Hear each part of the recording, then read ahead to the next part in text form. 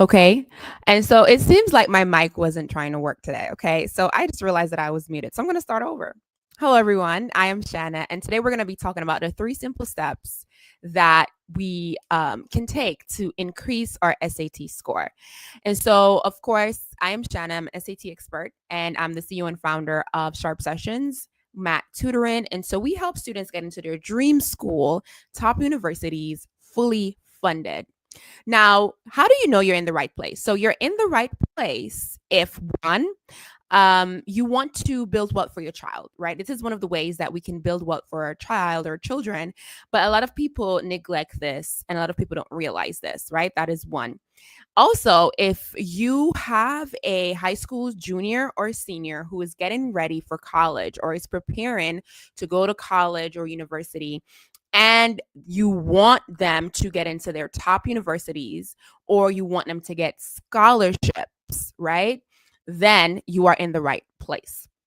Also, if you are a high school junior or senior and you want to get into a top university or the college or university of your choice, your dreams, fully funded with scholarships, you are in the right place. So if you are any of the above, you are in the right place. Okay. And so I want to talk about why the wealth building piece, because sometimes that is not very obvious, the wealth building piece of it. And so I talk a lot about this on my channel where we talk about wealth building. And I remember recently I was sitting with some of my students in my office, and they were all privileged enough to have a scholarship for attending their institution. I was not.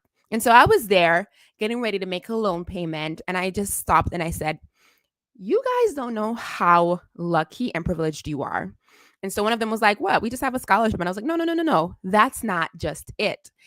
Getting a scholarship, getting a degree fully funded puts you in a whole new class in society. You're not going to be entering the society class as a low income earner or as a low income class status. It depends on the job they get, of course. However, they're not going to be in that low income status, chances are, because they don't have to worry about debt to income ratio. And a lot of people don't get that.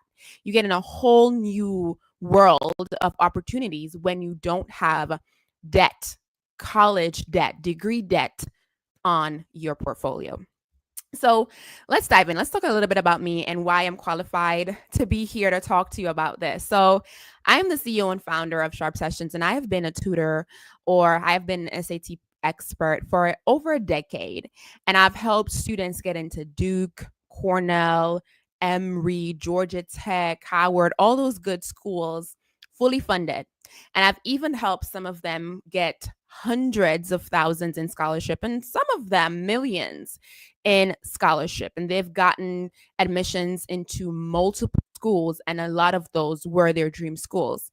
And so it really warms my heart when parents come back and say, "Hey, such and such got into their dream school and they got scholarship." I feel good, right? Because my sole purpose really is to help to bridge the wealth gap. And that is one way that I do that, right? I do that through SAT prep so that it can help students get into their dream school fully funded, right? And so my goal here is to help as many people as I can to increase their wealth, right? Because I think wealth is a privilege, right? Wealth is a privilege that everybody, a right that everybody is entitled to.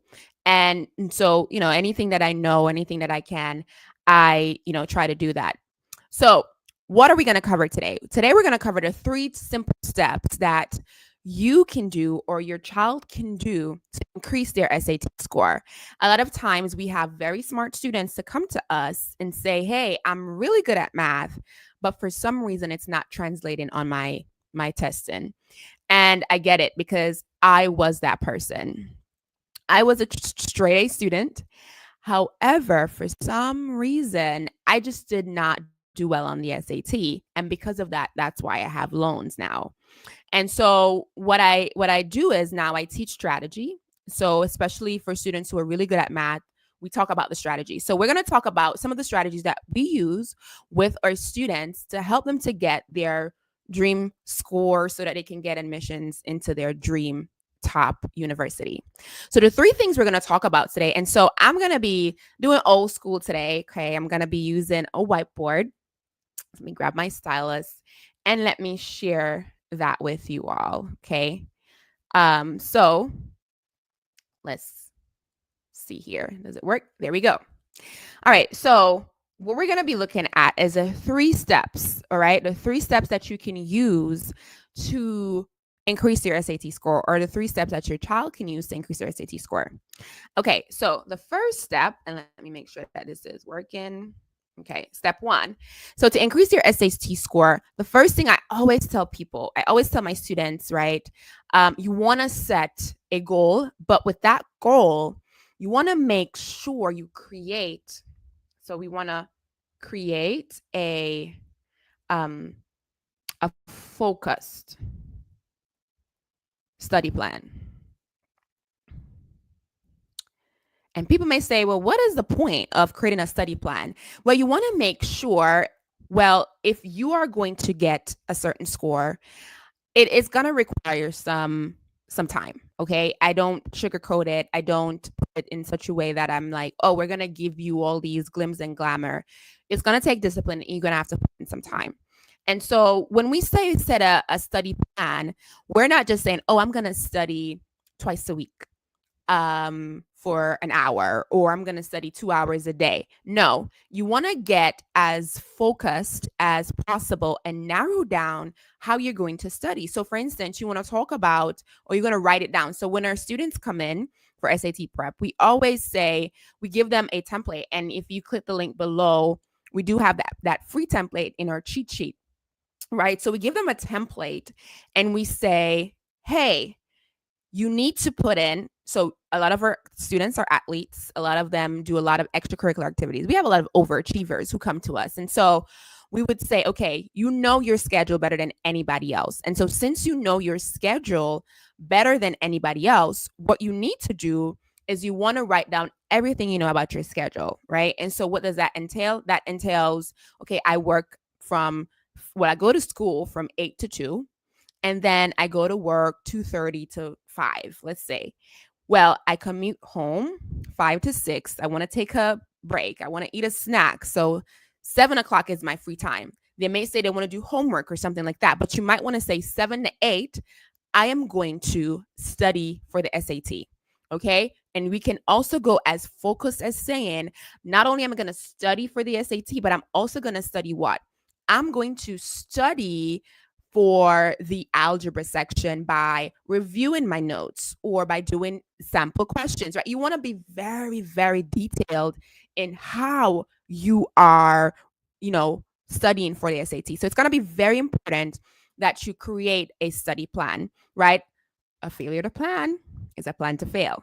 So even if you want to say, okay, I'm going to self-study, which we do not recommend, but if you do want to self-study, you want to make sure you have a detailed plan of how you're going to study to bring your score up. And we also say that you want to have at least 3 to 5 hours a day, if possible, to bring up your score, whether that is with focused prep with an expert or by yourself, whatever you're doing. You want to be doing 3 to 5 days, 3 to 5 hours a day, dependent on how high or how far you want your score to jump. And we have a lot of different metrics that we use to measure that, but the first step is to create a focused study plan. All right. And so what else do you need? Well, I'm going to share with you today the number one way that students lose points. Okay. And we have a lot of athletes that we cater to. And this is the analogy that we talk about. So if you are an athlete, just say, or if you play an instrument, or if you have a craft, an art, whatever you sing or you dance, whatever the case may be, you have to practice, right? Specifically, if you're an athlete, you have opponents. And typically, what do? You study your opponents. I've seen different shows where football players, they'll watch the videos of other football players that they're going to watch, or teams that they're going to play, or basketball teams that they're going to play, and they watch them, right? And they see, okay, this is how this person plays, even in track, right? This is how this person runs. And, they try to either emulate them, or they try to do what they're doing, Or they say, okay, I can get him this way. He doesn't do a lot of defense. I can do the offense. They do those type of things. You got to do that for yourself. So the number one thing, and one of the things that really help our top scorers, is recording your errors. Okay. Recording your errors. So a lot of times people, okay, we study for something and we just keep going, right? We just keep going. We just study and we go. We study and we go. But what we don't realize is when you study and you go, right, you are missing out on what is happening in the interim. So if you are studying for the SAT and you're doing practice questions and you're seeing that you're getting the questions incorrect, you need to record what is going on. Chances are there are one of three things happening, maybe sometimes two. You either do not understand the content. Okay. You might not understand, well, what is going on. You might not understand, okay, this, I know the algebra here, but I didn't get the words part of this. What were they asking me? Right. Or you might not understand how to find the equation of a circle. You might not understand what vertex means. Right. So there may be some content issue there. And so the other problem might be, I read this question too fast, and so I answered it wrong, because they're going to put the answer choices are going to involve you reading the question wrong. They're going to bank on that. And you answer the wrong question, or you make a simple algebra mistake. It's one of those three things. And so if it's one of those three things, you want to keep recording your errors. Okay. You want to keep recording your errors because you want to make sure you're not making the same errors on test day. Okay. You want to make sure you are not making the same errors on test day. And so this is one of the things when we survey our top scorers, this is one of the things that they all agreed. The error book. We have something called the error book where we kind of, we have a template to help students know what they got wrong so they can compile their errors and study them for test day.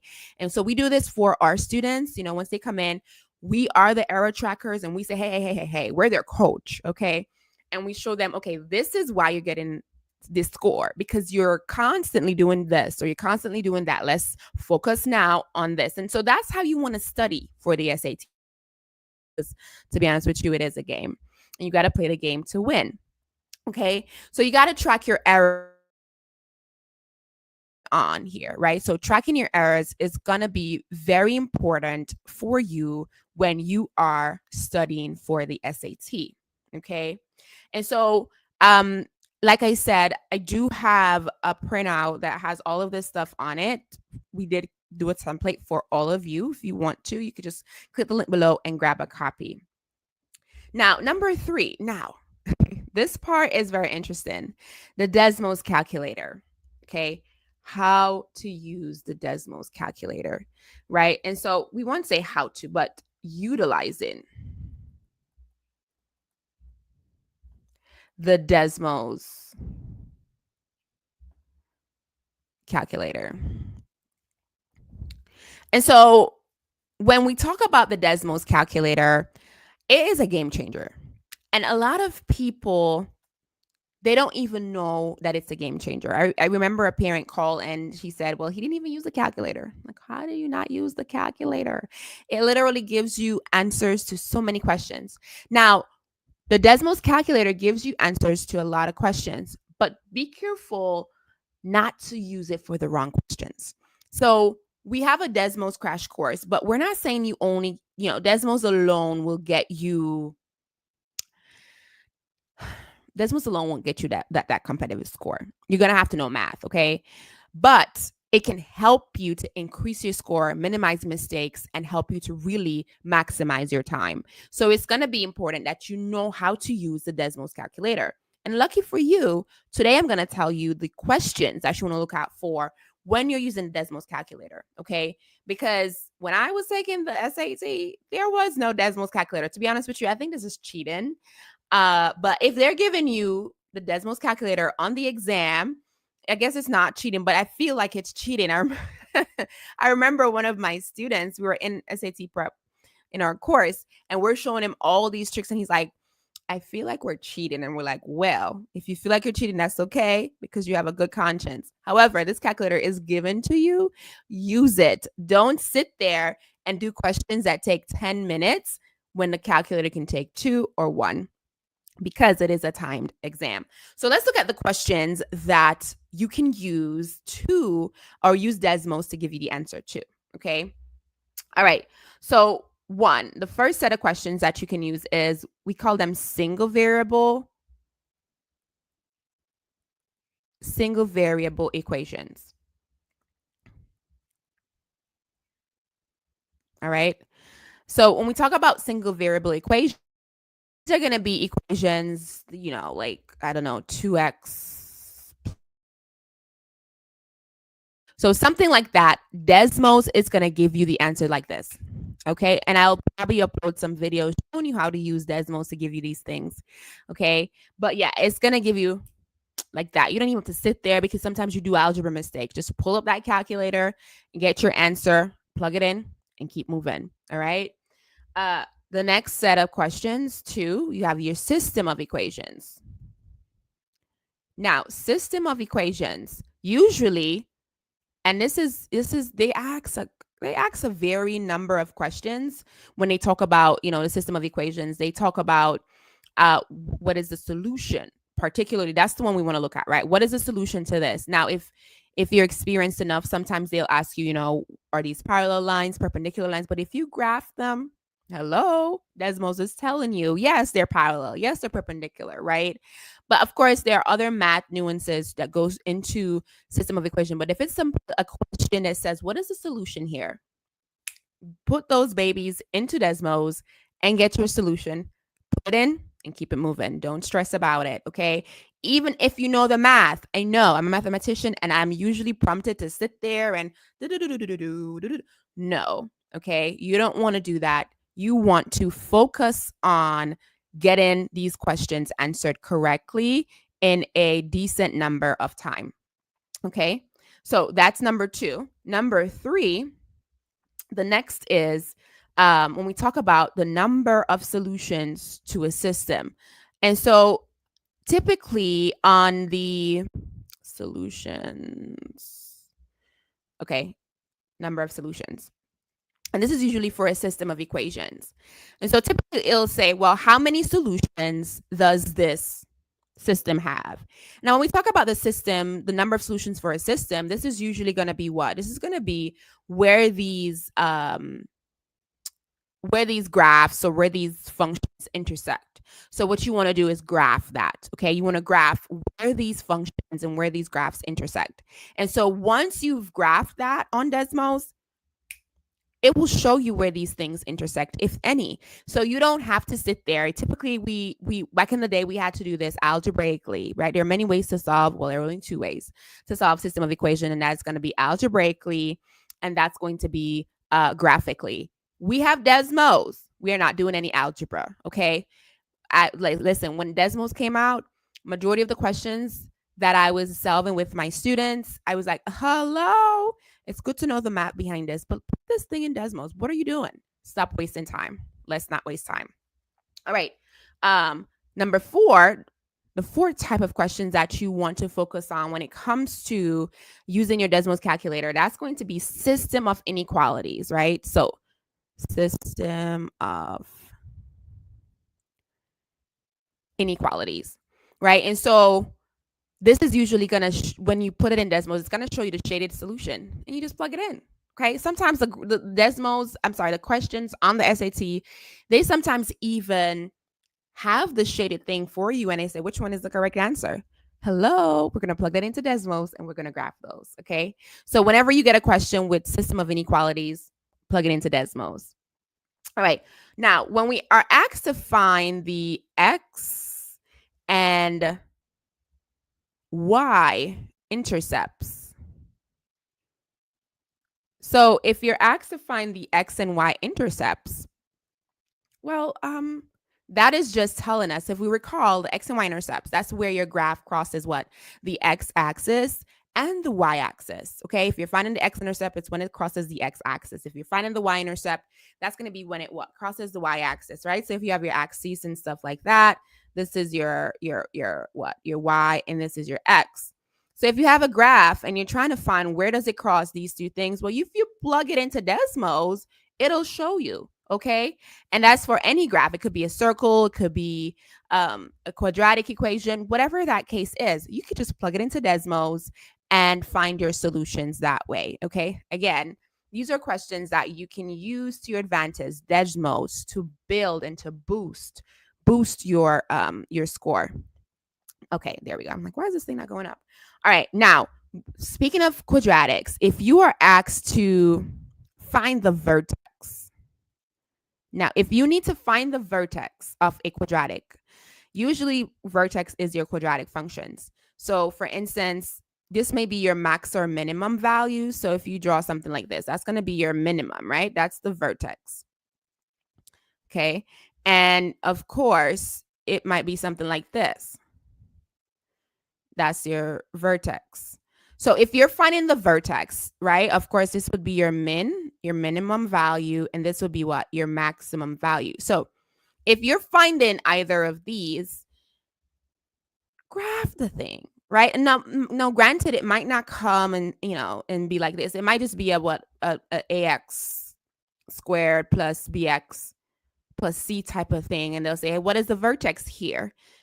Put it in the Desmos calculator and get your vertex, right? And also, even if they say what is the maximum, they might not explicitly say what is the vertex.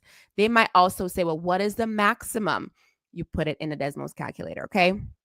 Now, there are more questions that you can solve using Desmos. So number 7, let me put that over here. Number 7, finding the intersection point, right? And so when we talk about quadratics, we're still on quadratics, so let's talk about that.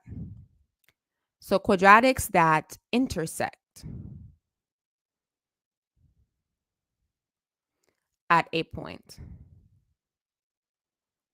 right? So when we're looking at quadratics that intersect at a point, you can also use the Desmos calculator to solve those, right? And I think that's kind of explanatory, right? If you have 2 quadratics, 3 quadratics, and they intersect at a point, then we can use the Desmos calculator to graph those. Now, what about quadratics that don't intersect? And it doesn't have to be quadratics. It could just be equations, right? Can be also, just say equations. When they say intersect at a point, or equations that intersect at no point.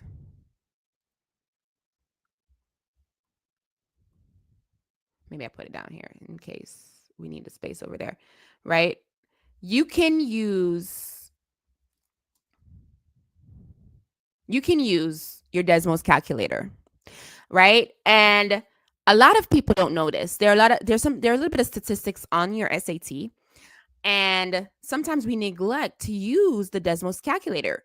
So when we talk about your mean and median questions, the Desmos calculator actually, listen, when I looked at this Desmos calculator, I was like, why did I take the SAT back in the day? No wonder I didn't get any scholarships, because I was sitting here, and back in the day when I had the when I had my SAT back in the day, I did not. Hi Elroy.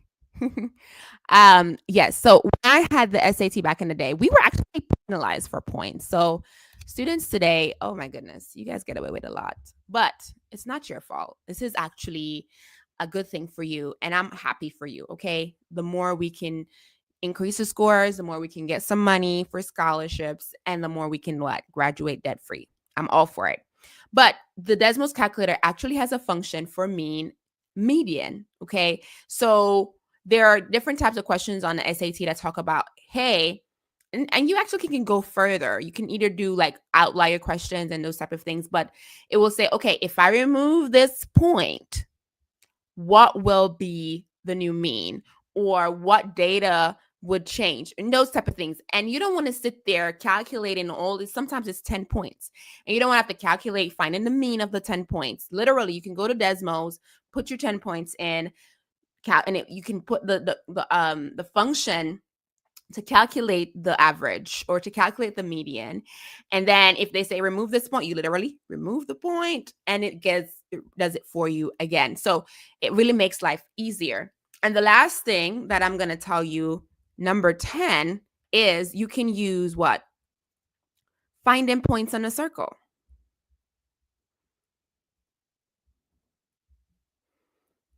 Right? So if you're finding points on a circle,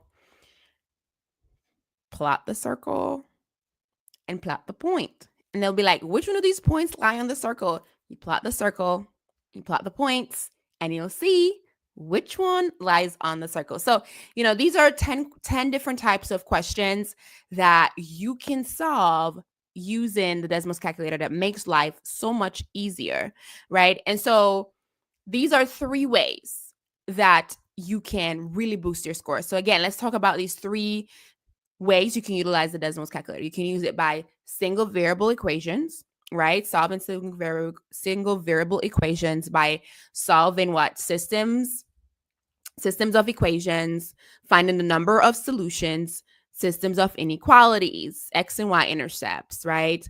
Finding the vertex. A lot of times they ask about that. The equations, right? And the equations that intersect at a point, or the quadratics, right? They're all equations. The equations that intersect at no points, the mean, the median, and finding the points on the circle. These are really game changing.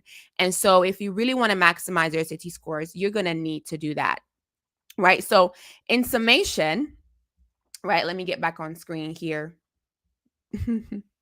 So in summation, right, we talked about the 3 ways that students can increase their SAT score, right?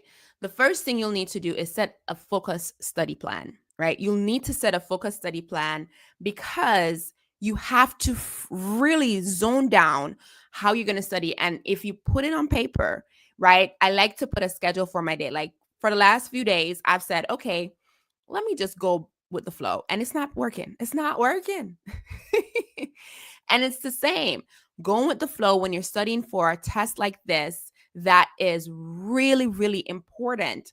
Hey, Phil, thank you. Thank you. It is really, really important. You cannot just leave it by chance. You cannot just leave it to, oh, I'm just going to study this time, or I'm just going to study here.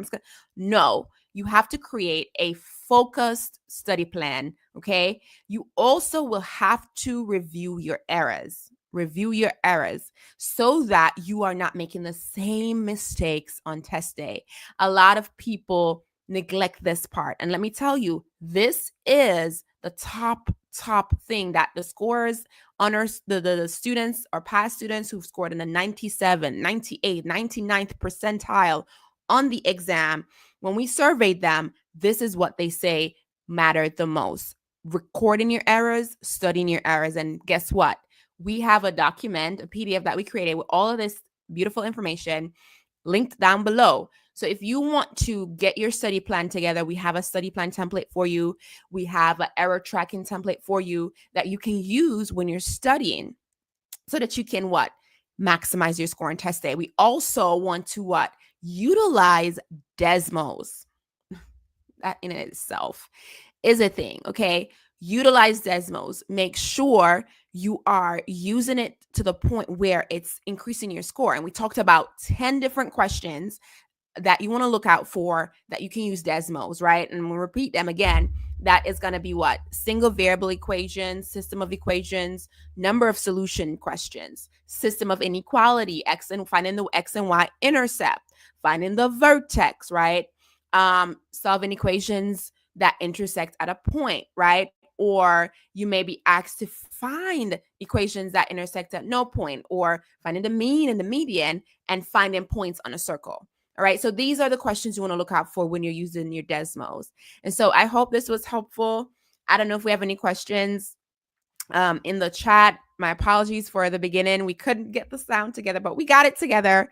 And of course, if you would like this information in a PDF format, we do have a freebie. You can just click the link and download it. And I hope this was helpful for you. Go get them with this SAT. We want to maximize your scores, get some scholarships, and we want to get into those top universities, those dream universities. Let me tell you, my dream university was Duke. Okay. And I wish I had the information I have now. I would probably be a Duke graduate. We do have a student at Duke. Anyways, I digress. So I was super thrilled. Can you tell? When he got into Duke, I was like, oh, he's going to live for me and him because I really wanted to go to Duke. I digress. But at any rate, yes, we love to see it. And so we hope this information helps you, helps your child to maximize their score for test day. Until next time, see ya.